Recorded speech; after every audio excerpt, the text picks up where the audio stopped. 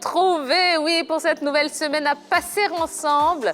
Vous le savez, nous sommes désormais disponibles sur le canal 203, StarTime 740, la TNT numéro 3 ou encore sur l'application RTI Mobile. Alors on en profite, oui, comme ça, d'entrée de jeu, pour faire un gros coucou et des gros bisous à tous ceux qui nous écoutent, qui nous suivent et qui nous regardent un petit peu partout en Afrique. Eh bien, dans la grande team, le football n'a aucun secret pour nous. Oui, et ça tombe bien puisqu'on a 90 minutes pour parler de toute l'actualité foot en compagnie de la meilleure des équipes, la meilleure des teams. Bonsoir Roger Stéphane. Bonsoir Tia. Et votre week-end, Roger Stéphane? Dites-moi que vous avez fait la fête. Non. Mais vous êtes trop sérieux, Roger Stéphane. C'est-à-dire que toutes vos frustrations que vous accumulez ici sur le plateau de la Grande Team toute la semaine, je me disais que vous alliez extérioriser ça. Non, pas du tout. Je suis très fort de caractère, donc je supporte bien les frustrations. À la maison, c'est tranquille, beaucoup de Parce que la prières. FIF, on ne fait qu'en parler. Et ça, on sait que vous avez un point de vue très arrêté sur cette élection. Il m'arrive de ne pas être d'accord avec tout le monde. Il m'arrive même de me faire détester par moments, mais on assume nos positions. Et vous aimez ça, n'est-ce pas? Absolument. Eh ben voilà. Salut Jojo. Salut Tia. Mais quelle élégance, mon Jojo. Comme d'habitude. Hein. Alors, vous êtes en queue de pie ce soir. Ah oui, comme tous les lundis. Hein. Non, c'est pas vrai. C'est pas vrai. Bon, On attend c'est pas pareil le avec lundi les... prochain. On entend les gens On dire... demande à voir quand même. Vous pouvez vous lever et faire un petit tour sur Il vous-même? n'y a pas de souci. Mais qu'il est Waouh. beau, notre Jojo. Ah oui, j'ai passé un agréable week-end et bien sûr, ça va se ressentir dans mon style vestimentaire. Ah, c'est très bien. Ah oui, j'ai tenu à celui-là. Oui, c'est vrai. Eh ben, on est ravis également. Je suis ravi aussi. Salut Yellow. Salut Tia. Regardez comme elle est belle, notre amie. Waouh. C'est-à-dire qu'elle est intelligente, elle est jolie, très agréable. Oui, elle aussi raffinée. Elle est Ah oui. merci. Comment vous le savez? Bon, j'entends parler de ça. Ah bon? Eh bien, très bien. Et très gentil, hein. Très Merci. gentil. Hein. Oui, également. Alors voilà, hein, vous connaissez toute l'équipe qui va vous accompagner. Non, il y a d'Angeles Kofi qui sera là également. Henri Jo qui viendra nous rejoindre au cours de l'émission. Et ben voilà, ça y est, hein, c'est tout ça, la grande team. On va commencer l'émission, comme d'habitude, en vous rappelant les gestes barrières, hein, oui, pour lutter contre la propagation de la Covid-19. C'est difficile, hein. La Covid-19. Ils ont été mettre ça sur nous, les femmes, encore, mais c'est pas grave, on accepte. Allez, il suffit tout simplement de se couvrir le nez et la bouche pour éternuer ou pour tousser. Il faut se laver les mains régulièrement avec de l'eau et du savon. Il faut éviter tout contact étroit avec une personne souffrant de fièvre, de toux ou de rhume. Alors, si vous avez des petits symptômes de fièvre, de toux ou de difficultés respiratoires, ne paniquez pas, rendez-vous immédiatement dans le centre de santé le plus proche de chez vous. Et pour plus d'informations, ça se passe au 119. Voilà, et bien ça y est, tout est dit, c'est parti pour la grande team et tout de suite le sommaire. Au sommaire de ce premier numéro de la grande team de la semaine, Idriss Diallo offre 10 millions à l'AFI. Tous les détails dans l'actu. La reprise de la Bundesliga, la révélation d'Unai Emery sur Nicolas Pepe, on en parle dans le plus d'actu. Les fidèles et les plus infidèles dans le football font le buzz du jour. Le débat du jour s'intéresse aux présidents de clubs. Sont-ils au service du football ou travaillent-ils pour leur intérêt personnel? Vous aurez également causerie, sportif en confinement, le plus calé et comme tous les soirs, un invité avec nous. Et notre invité de ce soir est diplômé des sciences de gestion. Il s'est tissé une toile dans le milieu du football depuis plus de 7 ans avec son jeune club de l'Amphiara Football Club logé en 3e division. Promoteur du concept football d'accord mais école d'abord à travers sa structure de communication, il est devenu l'un des visages communs du paysage sportif ivoirien qui a choisi son camp dans cette période de pré-campagne en vue de l'élection à la présidence de la FIF. Recevons ensemble sur le plateau de la grande team Abdoulaye Diabaté.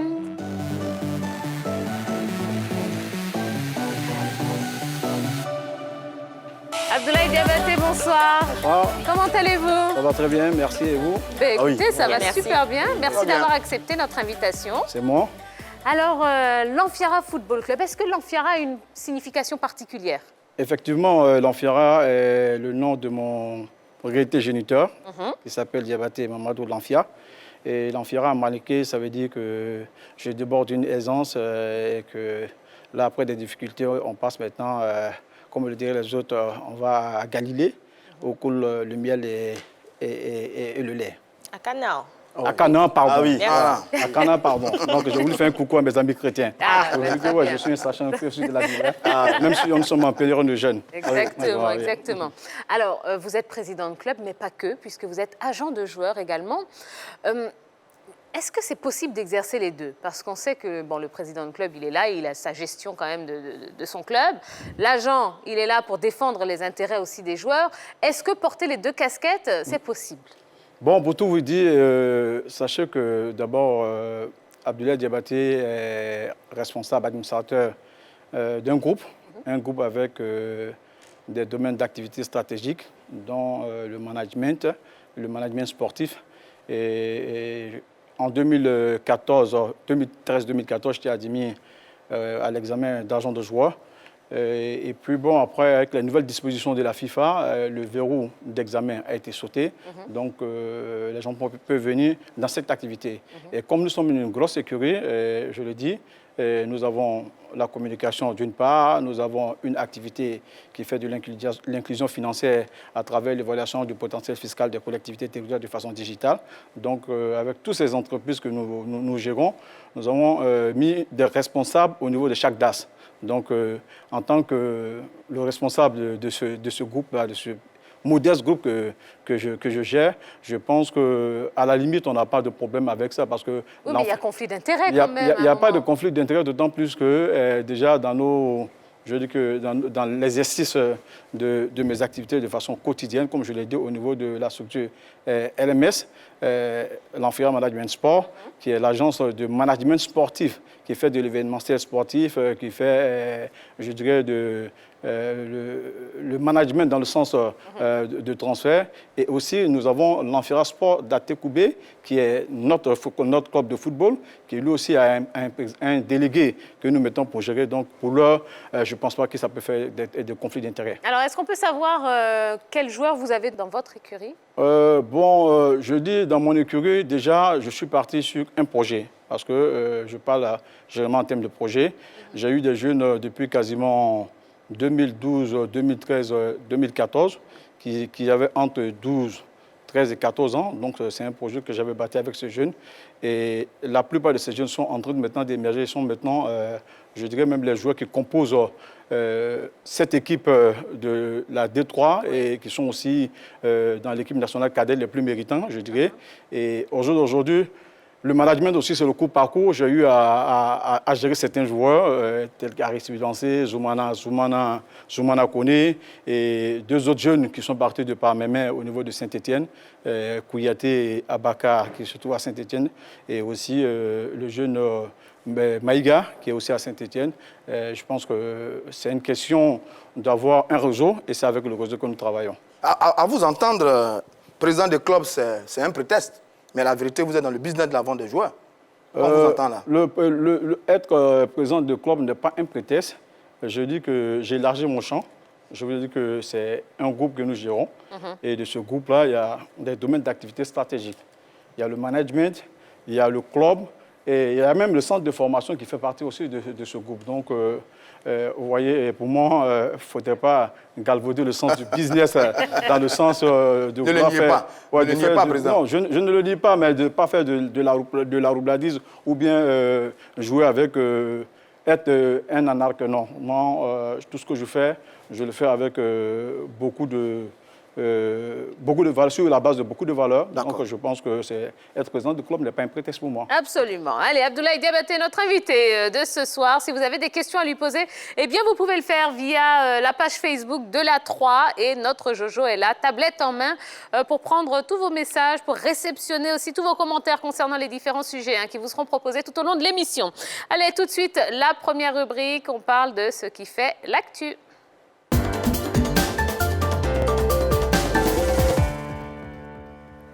Alors, j'ai l'impression que Actu rime avec Covid-19. Oui, absolument. On n'y échappe pas, là. Et ça va durer certainement un peu longtemps encore. Et donc, mobilisation et soutien dans la lutte contre la Covid-19. Idriss Diallo, l'un des candidats déclarés à la présidence de la Fédération ivoirienne de football, vole au secours des joueurs. Les liens entre Cyril Domoro et Idriss Diallo ne sont à présent qu'un secret de polichinelle. Pour preuve, La visite du candidat déclaré à l'élection à la présidence de la FIF au président de l'Association des footballeurs ivoiriens AFI le vendredi dernier. Une rencontre de deux hommes qui s'est muée en cérémonie salvatrice pour les footballeurs locaux en activité. Car à la suite du partenaire de l'AFI, le candidat Idriss Diallo a fait un don de 10 millions aux joueurs de Ligue 1, Ligue 2 et D3 en vue de les aider à circonscrire l'impact de la pandémie dans leur quotidien. Un soulagement pour Mohamed Bané, représentant des bénéficiaires, une admirable démarche pour Cyril Domoro et un symbole de soutien aux acteurs majeurs du football, selon Logosina Cissé, président du Racing Club, présent au nom des dirigeants de club. Ce don est le premier acte officiel et à découvert du candidat Idriss Diallo. Pour la circonstance, Idriss Diallo avait à ses côtés son coordinateur général Malik Toé et plusieurs membres de son staff, dont Koné Abakar, président du Williamsville Athletic Club. Alors Idriss Diallo, qui offre 10 millions de francs CFA à l'AFI, qu'est-ce que vous pensez de ce geste, Roger Stéphane? C'est très bien. Soulagement pour nos joueurs qui, on le sait tous, traversent des moments difficiles depuis le début donc, de la pandémie. C'est vrai que l'AFI respire un peu. Il y a quelques jours, c'était donc l'AFI qui offrait 10 millions aux joueurs. Là, c'est Idriss Diallo qui vient au soutien aux joueurs en offrant 10 millions. C'est pas mal. Mais n'oublions pas également que nous sommes en période de campagne pour cette affaire de présidence de la Fédération ivoirienne de football. Et Idriss Diallo, qui était très discret jusqu'à présent, mais là vient de réaliser un grand geste technique. C'est un bon coup qu'il vient de faire là, qui est très loin des appuis des anciens coéquipiers et des membres de famille. Là, c'est un geste concret, c'est une véritable passe décisive que vient de réaliser là Idriss Diallo. Vous méritez presque mon brassard, là, parce qu'il a réalisé un beau geste technique. Voilà. C'est-à-dire qu'on est vraiment dans... Absolument. Allez, Capi, voilà. Oui, Mais je sens que ça va changer. Comptez sur moi, ça va changer. On n'a même pas encore parlé, nous. Bien sûr. Non, mais attendez, le brassard, vous savez, il se balade sur le plateau. Il n'y a pas de souci. Allez-y. 10 millions, c'est vraiment beaucoup. Voilà, moi, je pense que c'est un soulagement, comme Roger Stéphane l'a dit. Ça va permettre à la fille d'avoir des temps de repos. Pourquoi pas sur les plages d'Assini, on ne sait jamais. Ou bien aller 10 millions. Moi, on fait la fête avec. À la fille? Mais pourquoi? Mais bien sûr, les anciens joueurs n'ont pas l'occasion de s'amuser.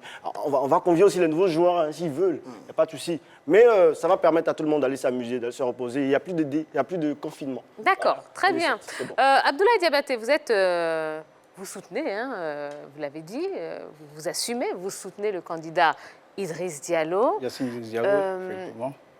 Est-ce que... Alors, c'est une situation quand même un petit peu complexe pour la fille maintenant, puisque la fille officiellement n'a pas encore fait son choix. Mais en ayant accepté ces 10 millions, est-ce que la fille peut se permettre aujourd'hui de ne pas soutenir Idriss Diallo? D'abord, permettez que dans cette situation de... J'apprends la Covid-19, de vraiment avoir une pensée pieuse pour tous ces malades de cette Covid-là. Et aussi avoir une pensée pieuse pour vraiment les familles des personnes décédées de cette pandémie. Absolument. Et en tant que, si je peux me le permettre, en tant que musulman, nous venons de perdre hier seulement notre guide, le guide de la Oumma islamique, le cheikh Aïma Abouaka Fofana, qui est décédé hier, malheureusement, de cette maladie-là. Donc, j'ai une pensée pieuse pour lui parce que c'est notre guide, c'est notre cheikh. Et pour vous dire qu'effectivement, nous étions le vendredi 15